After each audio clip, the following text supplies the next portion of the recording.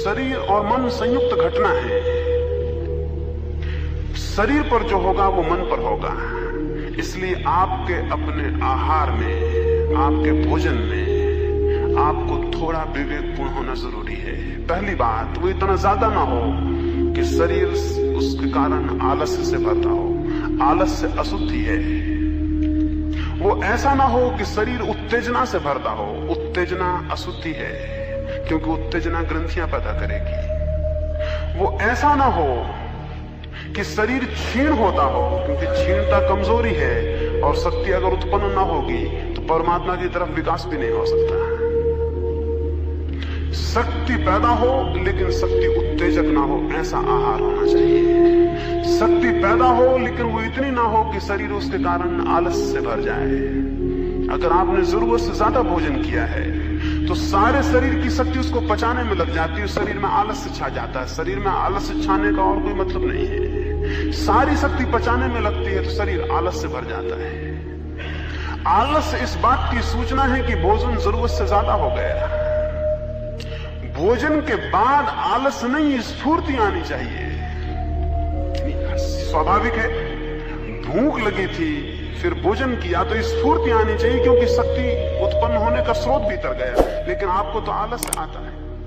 आलस इस बात का मतलब है कि आपने इतना भोजन कर लिया कि अब शरीर की सारी शक्ति उसको पचाएगी, तो शरीर अपने सारी शक्ति को खींच के पेट में ले जाएगा और सब तरफ से शक्ति क्षीण होने से आलस आ जाएगा। तो भोजन स्फूर्ति दे तब सम्यक है। भोजन उत्तेजना ना दे तब सम्यक है। भोजन मादकता ना दे तब सम्यक है। तो तीन बातें स्मरण रखें। भोजन सुस्ती ना दे तो वो शुद्ध है। भोजन उत्तेजना ना दे तो वो शुद्ध है। और भोजन मादकता ना दे तो वो शुद्ध है। ये मोटी बातें हैं और आपको इतना ना समझ में नहीं मानता है कि इनके विस्तार में चर्चा करने की जरूरत है। इनको आप समझेंगे और अपने ढंग से इनको व्यवस्थित करेंगे। दूसरी बात, गौण बातों में शरीर के लिए थोड़ा सा व्यायाम अत्यंत आवश्यक है, क्योंकि शरीर जिन तत्वों से मिलकर बना है वे तत्व व्यायाम के समय में विस्तार पाते हैं। व्यायाम का मतलब विस्तार। संकोच के विपरीत है व्यायाम शब्द। व्यायाम का अर्थ है विस्तार। जब आप दौड़ते हैं तो आपके सारे कण और सारे लिविंग सेल्स, पूरे जीवित कोष्ठ विस्तृत होते हैं, फैलते हैं। और जब वे फैलते हैं तो आपको स्वास्थ्य का अनुभव होता है। जब वे सिकुड़ते हैं तो बीमारी का अनुभव होता है। जब आपकी श्वास पूरी के पूरे प्राण के फेफड़ों को खोलती है और सारे कार्बन डाइऑक्साइड को बाहर फेंकती है तो आपकी खून की गति बढ़ती है, और खून की गति बढ़ती तो शरीर की सारी अशुद्धियां दूर होती हैं। इसलिए योग ने शरीर सोच को, शरीर की परिपूर्ण शुद्धि को बहुत अनिवार्य नियमों के अंतर्गत रखा। तो थोड़ा व्यायाम। अति विश्राम नुकसान करता है, अति व्यायाम भी नुकसान करता है। इसलिए अति व्यायाम को नहीं कह रहा हूं। अति व्यायाम नहीं, थोड़ा सम्यक व्यायाम कि जिससे आपको स्वास्थ्य का बोध हो। और अति विश्राम नहीं, थोड़ा विश्राम भी। जितना व्यायाम उतना विश्राम। इस सदी में व्यायाम भी नहीं है और विश्राम भी नहीं है। हम बहुत अजीब हालत में हैं। आप व्यायाम तो करते नहीं, आप विश्राम भी नहीं करते। जिसको आप विश्राम कहते हैं वो विश्राम नहीं है। आप पड़े हैं, करवटें बदल रहे हैं, वो विश्राम नहीं है। एक गहरी प्रगाढ़ निद्रा जिसमें कि सारा शरीर सो जाए और उसके सारे काम का जो भी बोझ और भार उस पर पड़ा है वो सब विलीन हो जाए। क्या आपने कभी ख्याल किया, अगर आप सुबह बहुत अस्वस्थ उठे हैं और तबीयत ताजी नहीं है तो आपका व्यवहार स्वस्थ नहीं होता। अगर आपको नींद अच्छी नहीं हुई और सुबह एक भिखारी आपसे भीख मांगने आया है, बहुत असंभव है कि आप उससे भीख दे सके। और अगर आप रात बहुत गहरी नींद सोए हैं और किसी ने हाथ बढ़ाए तो बहुत असंभव है कि आप अपने हाथ को देने से रोक सके। इसलिए भिखारी सुबह आपके घर मांगने आते हैं, शाम को नहीं आते, क्योंकि सुबह संभावना मिलने की, शाम को कोई संभावना नहीं। ये बहुत मनोवैज्ञानिक है। भिखारी यूं ही नहीं सुबह आपके घर आ रहा है, शाम को नहीं आना है, शाम को कोई मतलब नहीं। शाम को आप इतने थके और शरीर इतना गलत हालत में होगा कि आप शायद ही किसी को कुछ दे सके, इसलिए वो सुबह आता है। इस सूरज उग रहा है, आप नहाए होंगे, किसी ने घर में प्रार्थना की होगी, वो बाहर आके बैठा है, अभी इनकार करना बहुत मुश्किल होगा। शरीर को ठीक विश्राम मिले तो आपका व्यवहार बदलता है। इसलिए हमने आहार और विहार को संयुक्त माना है हमेशा से। जैसा आहार होगा, जैसा विहार होगा, अगर उन दोनों में सात्विकता होगी तो जीवन में बड़ी गति और बड़ा प्रवेश आंतरिक होना शुरू होता है। स्वास्थ्य की एक भूमिका बहुत जरूरी है। उसके लिए सम्यक आहार, सम्यक व्यायाम और सम्यक विश्राम, इनको आप बुनियादी हिस्से माने। विश्राम भी करने के लिए कुछ समझ चाहिए, जैसा व्यायाम करने के लिए कुछ समझ चाहिए। विश्राम करने के लिए समझ चाहिए, शरीर को छोड़ने की समझ चाहिए। वो हम रात्रि को जब ध्यान करेंगे तो उससे आपको समझ में आएगा कि उस ध्यान के बाद अगर आप विश्राम करते हैं तो विश्राम वास्तविक होगा। हो सकता है यहां कुछ मित्र हों जो शारीरिक रूप से बहुत व्यायाम न कर सकते हों, न जा सकते हों, जंगल और पहाड़ न चढ़ सकते हों। उनके लिए मैं एक दूसरा प्रयोग कहता हूं। वे केवल 15 मिनट को सुबह उठ के स्नान करने के बाद एकांत कमरे में लेट जाएं, आंख बंद कर लें और कल्पना करें कि मैं पहाड़ियां चढ़ रहा हूं और दौड़ रहा हूं। सिर्फ कल्पना करें, कुछ ना करें। वृद्ध हैं, वे नहीं जा सकते हैं, या ऐसी जगह है कि वहां घूमने नहीं जा सकते हैं। एकांत कमरे में लेट जाएं, आंख बंद कर लें और कल्पना करें कि मैं जा रहा हूं, एक पहाड़ चढ़ रहा हूं और दौड़ रहा हूं। धूप तेज है और मैं भागा चला जा रहा हूं। मेरी श्वास जोर से बढ़ रही और आप हैरान होंगे, आपकी श्वास बढ़ने लगेगी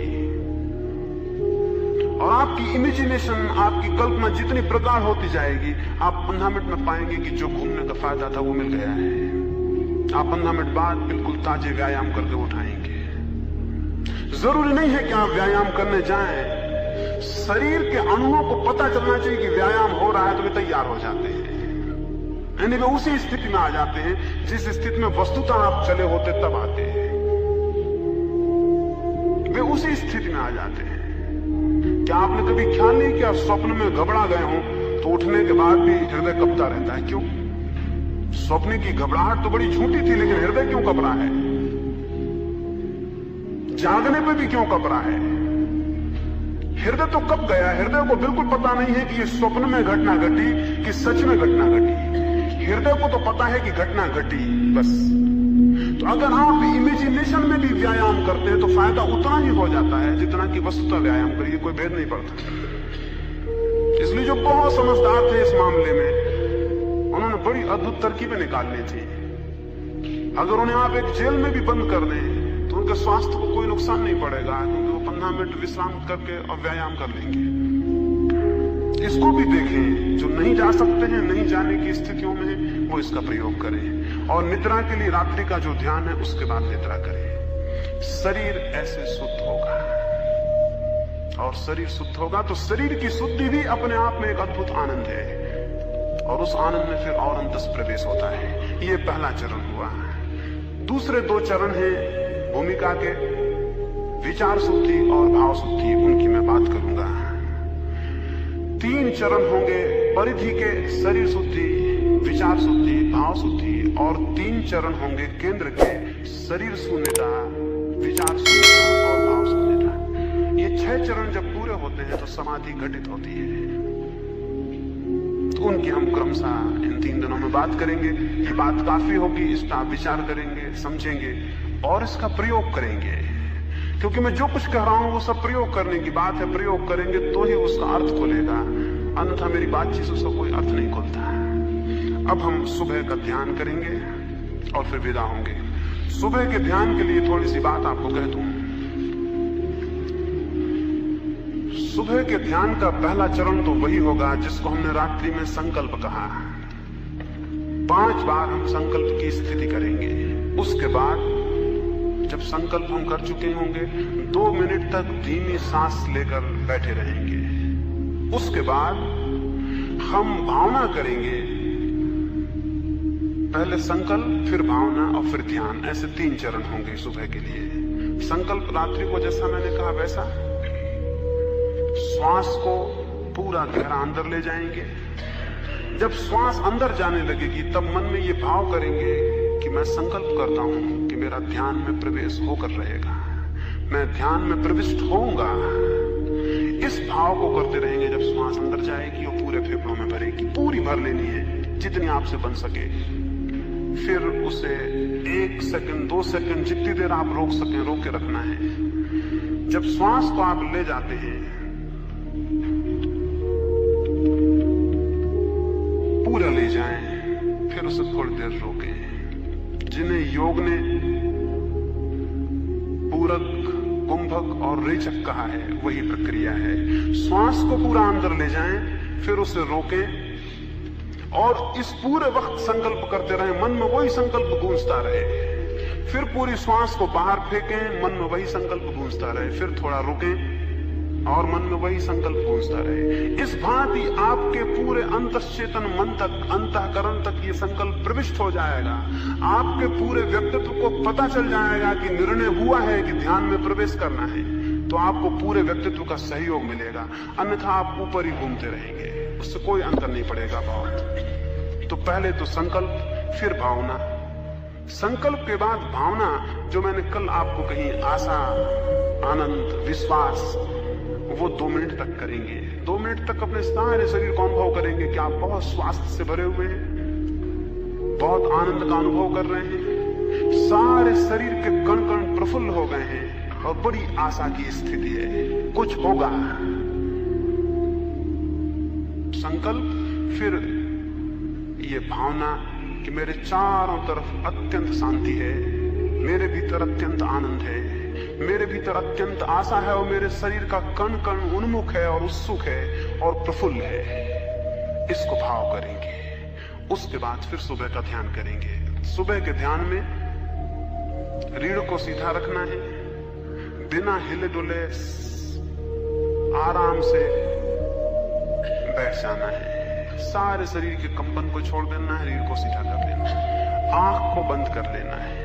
फिर धीमी श्वास लेनी है, बहुत आहिस्ता श्वास लेनी है और आहिस्ता ही श्वास छोड़ देनी है। श्वास को देखना है भीतर, आंख बंद किए श्वास को देखते रहना, वो भीतर गई और बाहर गई। श्वास को देखने के 2 उपाय हैं।